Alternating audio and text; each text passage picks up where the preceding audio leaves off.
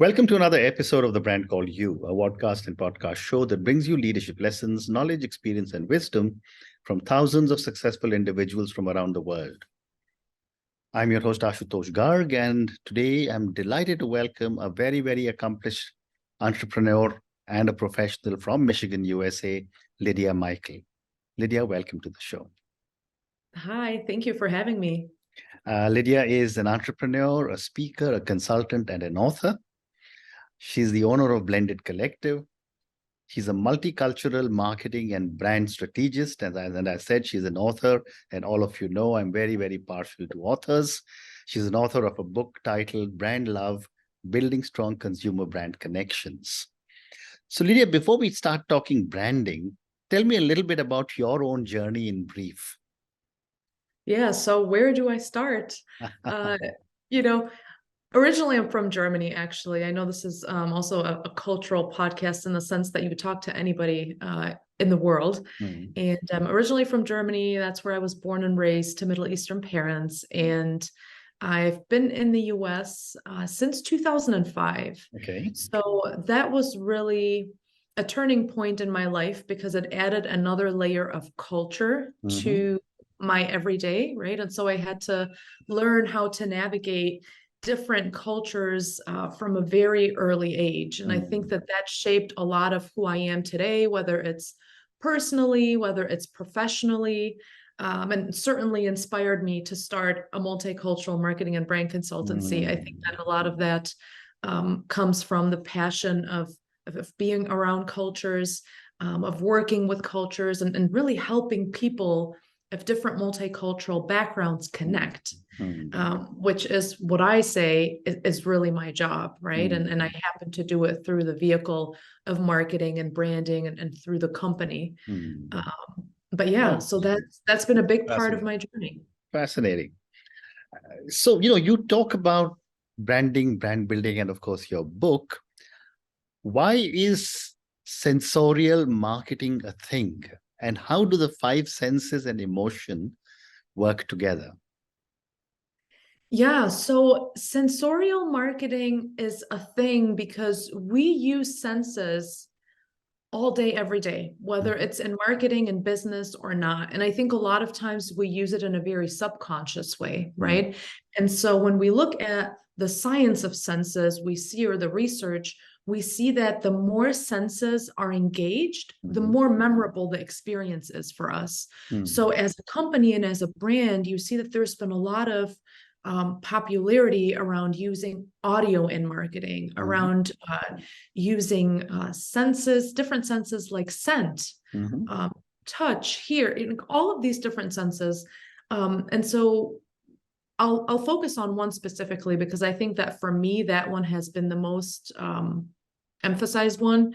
So scent marketing, or olfactive branding is what we also call it, focuses on the sense of smell. And so the part in our brain that is responsible for processing scent is the same part that also processes memory. And so that is why when we smell something, especially when it's a positive experience, it sort of stays in our memory for a very long time because the same part of the brain processes both scent and memory, right? And so for marketers, it's of benefit to figure out how can I include sense in my marketing and my experience. How can I create experience? I mean, even with past experiences that I think about when I've walked into a hotel or a spa, those are traditionally the places where you come across these scents, right? But nowadays it's also in retail shops, it's in cocktail bar that you might walk into, really anything that you can think of. So that is why senses are really crucial to think about when you're building or growing your brand. Fascinating. And what are the key elements to consider when developing a brand strategy to foster strong connections with consumers? There are so many elements. I think, with the book just coming out this week, it's all about emotion and being human, right? So thinking about how can you humanize your brand. At the end of the day, people connect with brands the same way they connect with people. This is something that I've been saying since the early days of Blended Collective. Right. And when we think about that, we want to position our companies and our brands to also have this human element, this emotional element, because this is really where people have a chance to connect with you beyond your transaction, beyond the product or the service that you are offering. So thinking about those elements, I think along the journey across all customer touch points will help you not only connect initially with your customer, but it will also help you stay connected. Fascinating. And Lydia, how important is storytelling in building a strong consumer brand connection? And what, in your opinion, are some effective storytelling techniques? Yeah, I think storytelling is really what resonates with people, because that's where things are memorable, right? So when we hear a good story, we remember the story, we connect with that person, especially when the story is relatable and personable. It might apply to some aspect of our lives that we can really identify with. And in instances like that, again, this is where we create those stronger emotions, the memories. I think the techniques for storytelling are different for every brand, and I think it's a matter of exploring and experimenting what works for me versus what works for somebody else. I don't know that there's a guideline to say this is the technique that you should use, but really, I think the key to remember when you are telling a story is to be authentic. So how can I come from a very genuine and authentic place where people can connect with me? People can tell when a story is made up. They can tell, I remember in the past I was sharing certain stories when I had a speaking engagement or, anything of that sort. And I had somebody come up to me and say, "Are these stories that you just shared, are they real?" And I was taken aback a little bit because I said, of course they're real. I can't imagine standing up there and just telling a story just to entertain. I mean, it's not a right? Correct. And so again, going back to making sure that you're being authentic, you're being genuine when you're telling your story. Great response. Thank you. My next question, Lydia, is what are some of the common misconceptions or mistakes brands make when attempting to connect with consumers? What I've seen in my client work time and time again is one, not really making sure that there is a market for your product and for your audience that you're looking to connect with. So sometimes people are so convinced that their product or service is what the world needs. It needs it right now. And they go out and they get so lost in the creation and the marketing and all of those things that they forget to check in with their customer. So, and a lot of brands will fail after a certain period of time when they don't do that, and they don't do that well. So I really highly suggest that early on, doing the research that you need to do, right? So whether it's speaking to your small group of customers that you might already have, or tapping into a focus group, or talking to other experts, mentors, anybody that you can think of and can tap into in your network to really understand, is there a market for what I want to sell? I think that that's one of the key things I've seen.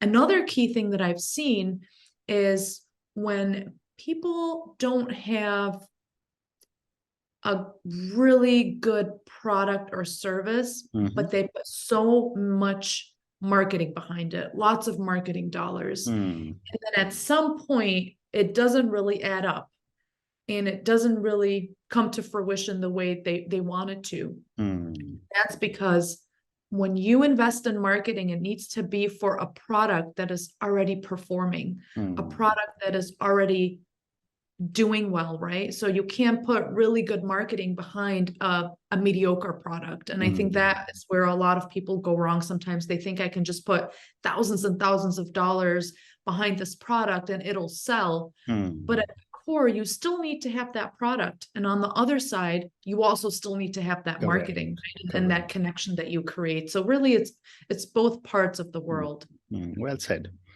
Lydia, you also, now let's talk a little bit about the book which you have just released.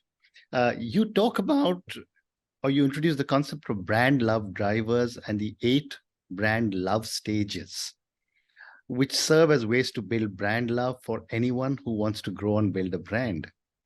How did you creatively come up with the list of drivers and the model, and how do they tie together?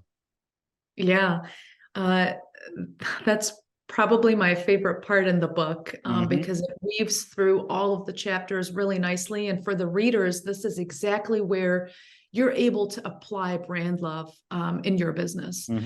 So when I created the brand love drivers early on, they really are a result of everything that I've seen work in the industry. So I thought about, our brain, when people say to you, are you a right brainer or are you a left brainer? Essentially, what that means is, are you focused more on the emotional side of your brain or the rational and logical? And the right answer is both of them, right? So you might be tapped into one more over the other, but at the end of the day, we really need both to be successful. Correct. And when we look at branding, it's very much the same thing. We want to use emotional drivers and rational drivers to drive our brands forward. So that's sort of how I came up with that list. So emotional drivers, to give you an example, include anything from trust, authenticity, purpose, sustainability, personalization. There's a list of 10 drivers on that side. The rational drivers are things that are still very important too. So things like being, with customer experience, for instance, customer experience, being convenient, being relevant, being different and unique in the way that you position your brand, right? And so bringing all these drivers together is great, but the model is really what takes you through all of the different journeys. So there are 8 stages, and they're stages that start with awareness and they run all the way through to creating loyalty and advocacy. And all of the stages are accompanied by these drivers. So the drivers can really happen at any stage in the consumer life cycle. And this is where you're able to create the brand desire. You're able to make sure that customers are able to identify with your brand and eventually really build that loyalty and that advocacy that they're looking for in the long term. Very interesting. And where can readers buy your book?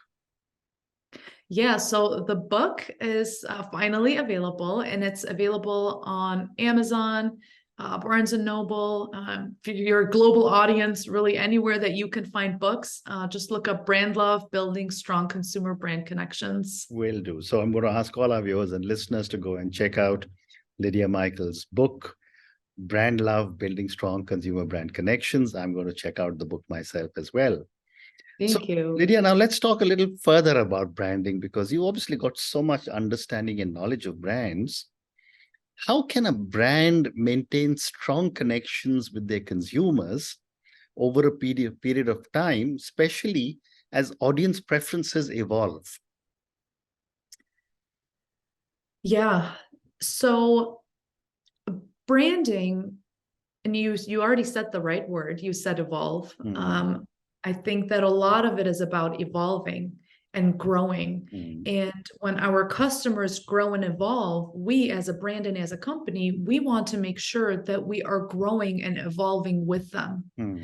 So what does that mean? My customer today might have a preference for a certain thing or product or service in a very particular way, but that might change. Consumer behavior changes over time. And we saw a lot of that during challenging times like the pandemic and whatnot, right? Correct. So people change, brands change, and the idea and the key is always to meet them where they are. How can I grow with my customer?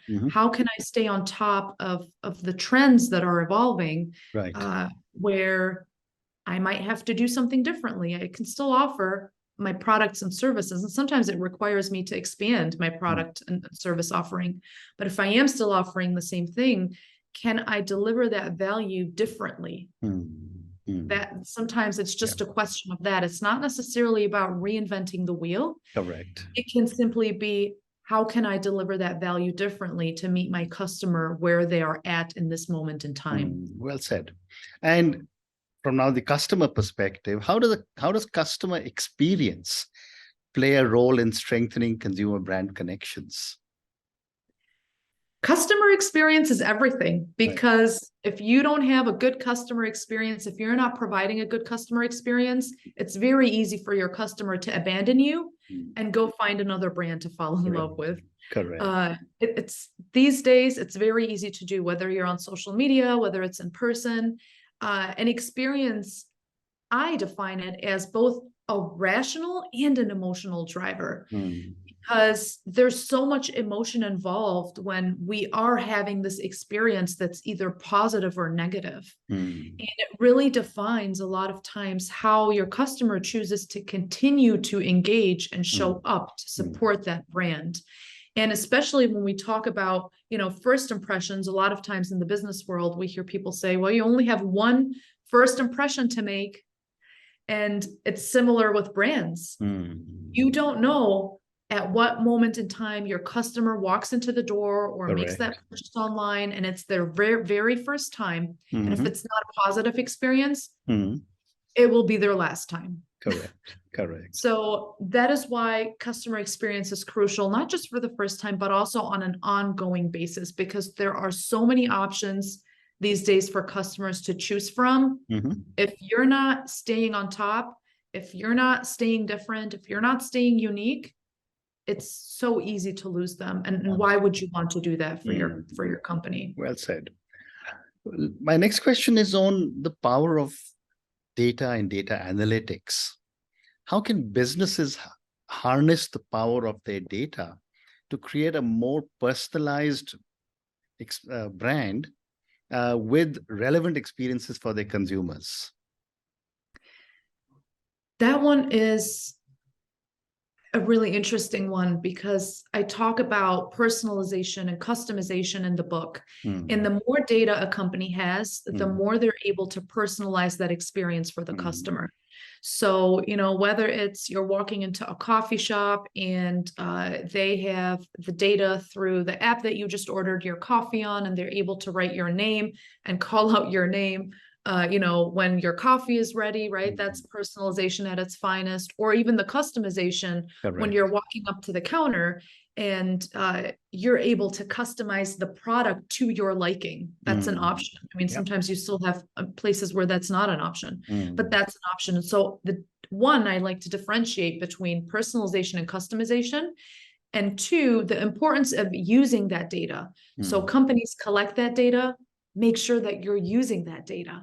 And the way you want to use it is to best connect with your customers on an individual basis. So really customizing that offering as much as possible. I had an experience where I was shopping at a local grocery store, and I remember putting in my information or was being collected through the app that I was shopping in. And for many, many months, I really wasn't receiving any value by doing that. And there was a turning point where I recognized that suddenly I started receiving coupons in the mail that were tailored to my shopping experience and the things that I was buying. And I was like, I don't know if they got a new marketing firm or, what happened behind the scenes, but you could definitely, as a customer, and I have the lens of a marketer too, I could tell the difference in that success in delivering the value to me as a customer. So now I was receiving discounts on things I was already shopping for. And so that was encouraging me to go back, to spend more money, because I recognized as a customer, they're paying attention and they're delivering based on the needs that I have. And this is where data can be truly powerful. And as you can see, there's the intersection to technology as well. Very, very interesting. So Lydia, I have time for two more questions for you. My next question is that and I've often said this and written about also, that brands are living beings. They're like children, they need to be nurtured throughout their lives. And yet there are some brands which continue to stay relevant for 100 years, and some brands die out in a few years. What are these brands that are stay that are 100 years old or more? What are they doing differently to have such long lives? Ashutosh, I have to say, if I didn't know that you haven't read the book yet, I totally would think that you have, based on this Okay. question and based on everything you just said, because Hmm. I compare brands not only to human beings, but also the fact that they need to be nurtured. Hmm. Uh, it's about making sure, again, the human element, that we include that human element over time. So what are the brands doing that have been around for years and years and years? The ones that are loyal, the one that have advocacy, that are being recommended and referred to, by their customers day in and day out. Hmm. A lot of it has to do with understanding who you're serving and how you have to change and, again, evolve over time, and how you have to adapt.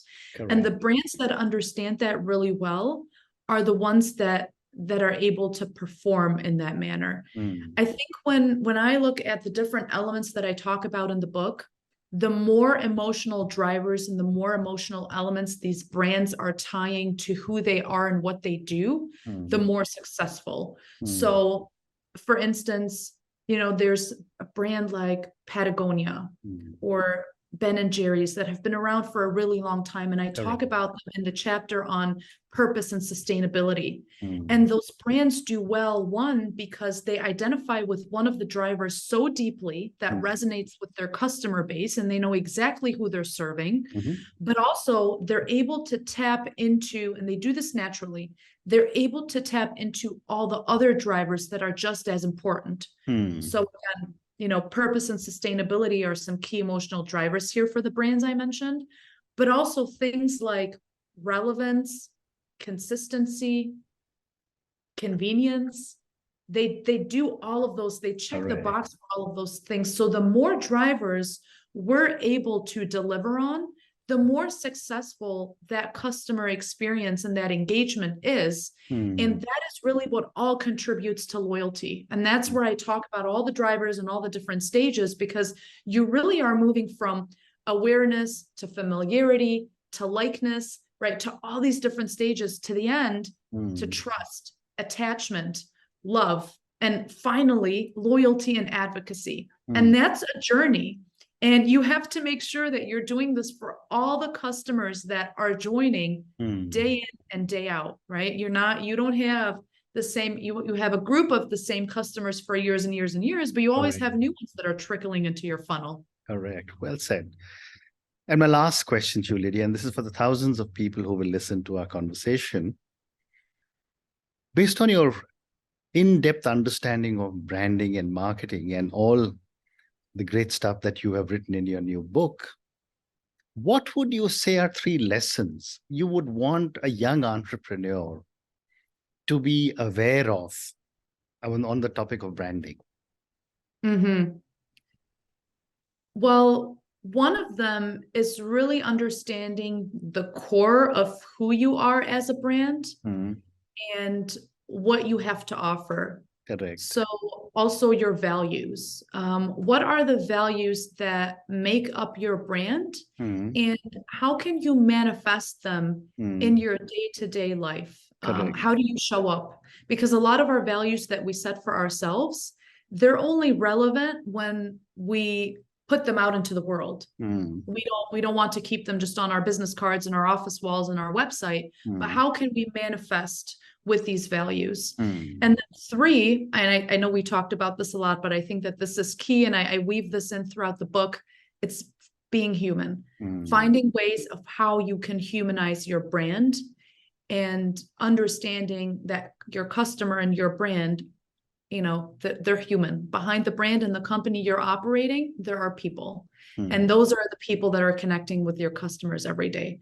So I think that those are the 3 lessons. Well said. And on that note, Lydia, and your 3 amazing lessons, understand the core of who you are, what you have to offer. And you also said, be human, which is to humanize your brand. Thank you so much for speaking to me about your own journey, about brands, branding, and thank you for speaking to me about your own book, which you just released. All the very best for the book. I'm sure it's going to do really well. Thank Thank you you. again and good luck. Thank you so much. Thank you for listening to the Brand Called You videocast and podcast, a platform that brings you knowledge, experience, and wisdom of hundreds of successful individuals from around the world. Do visit our website www.tbcy.in to watch and listen to the stories of many more individuals. You can also follow us on YouTube, Facebook, Instagram, and Twitter. Just search for the Brand Called You.